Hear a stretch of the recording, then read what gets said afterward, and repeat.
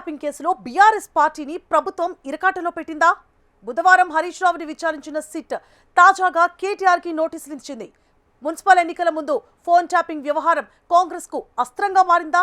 ఇదే కేసులో కేసీఆర్కి కూడా నోటీసులు ఇవ్వనున్నారా? బొగ్గు స్కామ్ నుంచి డైవర్షన్ కోసమే ఈ నోటీసులు అంటున్న గులాబీ నేతల వాదనల్లో నిజమెంత? Watch this.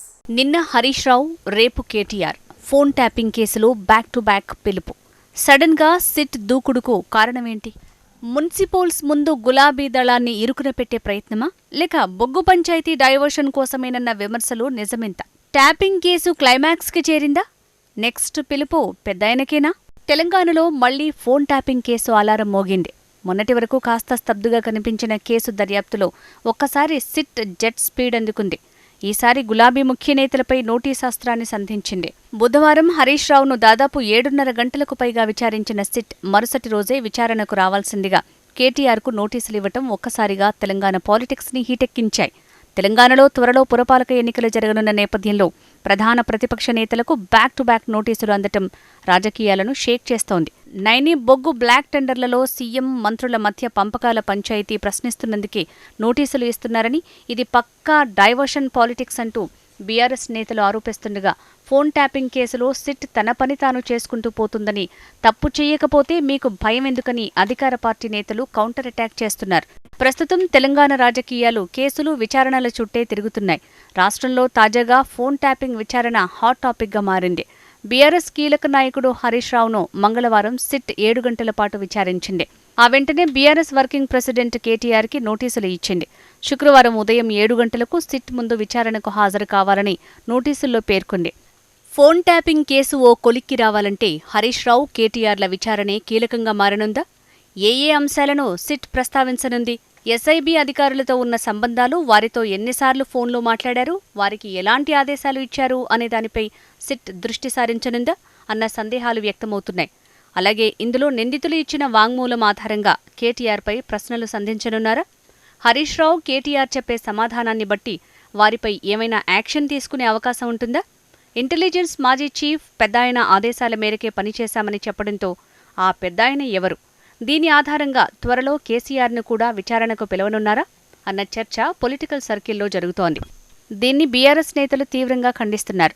రాజకీయ కక్ష సాధింపు చర్యల్లో భాగంగానే ఈ నోటీసులని, ఫోన్ ట్యాపింగ్కు నాడు ప్రభుత్వంలో ఉన్నవారికి ఏం సంబంధమని గులాబీ నేతలు ప్రశ్నిస్తున్నారు.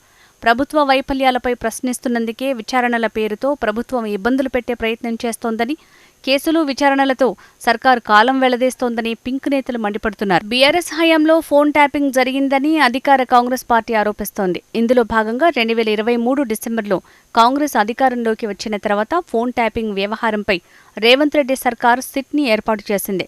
అప్పట్లో ప్రతిపక్ష నాయకుల ఫోన్లతో పాటు సొంత పార్టీ నాయకుల ఫోన్లు కూడా ట్యాప్ చేశారు అనేది బీఆర్ఎస్ రాజకీయ ప్రత్యర్థుల ఆరోపణ. రాష్ట్రంలో బీఆర్ఎస్ అధికారంలో ఉన్నప్పుడు పీసీసీ అధ్యక్షుడిగా రేవంత్ రెడ్డి, బీజేపీ రాష్ట్ర అధ్యక్షుడిగా బండి సంజయ్ ఉన్నారు. కాంగ్రెస్, బీజేపీలోని ముఖ్య నాయకులతో పాటు అధికారుల ఫోన్లు సైతం ట్యాప్ అయ్యాయనేది అప్పట్లో సంచలనంగా మారింది. ఫోన్ ట్యాపింగ్ విచారణ నేపథ్యంలో సిట్ హరీష్ రావుకు ప్రశ్నల వర్షం కురిపించింది. ఇదంతా ఒకెత్తైతే తాజాగా కేటీఆర్కు కూడా నోటీసులు ఇచ్చింది. బీఆర్ఎస్ పార్టీలో కీలక నేతలైన హరీష్ రావు, కేటీఆర్ని సిట్ విచారణకు పిలవడంతో ఇంకా ఎవరికి నోటీసులు ఇవ్వనుంది అన్న చర్చ బీఆర్ఎస్ పార్టీలో జరుగుతోంది. వీరిద్దరి తర్వాత కేసీఆర్కు కూడా నోటీసులు సిట్ ఇవ్వబోతోందని ప్రచారం జోరందుకుంది. ఎన్ని నోటీసులిచ్చినా, ఎన్నిసార్లు విచారణకు పిలిచినా విచారణని ఎదుర్కోవటానికి మేం సిద్ధంగా ఉన్నామని కేటీఆర్ ఇప్పటికే ప్రకటించారు. మున్సిపల్ ఎన్నికల ముందు ప్రభుత్వం కావాలనే సిట్ పేరుతో ప్రతిపక్ష పార్టీ ముఖ్య నాయకులకు నోటీసులు ఇస్తుందని ఆరోపిస్తున్నారు బీఆర్ఎస్ నాయకులు. రాష్ట్ర ప్రభుత్వం ఇచ్చిన హామీలను, స్కామ్లను బయటపెడుతుంటే కావాలనే సిట్ పేరుతో నోటీసులు ఇస్తున్నారని ప్రభుత్వంపై విమర్శలు గుప్పించారు హరీష్ రావు. మొత్తానికి మున్సిపల్ ఎన్నికల ముందు హరీష్ రావు, కేటీఆర్లకు నోటీసులు రావటం రాజకీయాన్ని మరింతగా వేడెక్కించింది. ఇటు నోటీసులతో మరో ప్రతిపక్షం బీజేపీకి కూడా సమాధానం ఇచ్చినట్టవుతుందని కాంగ్రెస్ నేతలు భావిస్తున్నారు. ట్యాపింగ్ కేసులో అసలేం జరిగిందో తేల్చాలని బీఆర్ఎస్ నేతలతో కాంగ్రెస్కు లోపాయకారి ఒప్పందం ఉందని కమలనాథులు చేస్తున్న విమర్శలకు ఈ నోటీసులతో సమాధానమిచ్చినట్టవుతుందని హస్తం నేతలు అభిప్రాయపడుతున్నారు.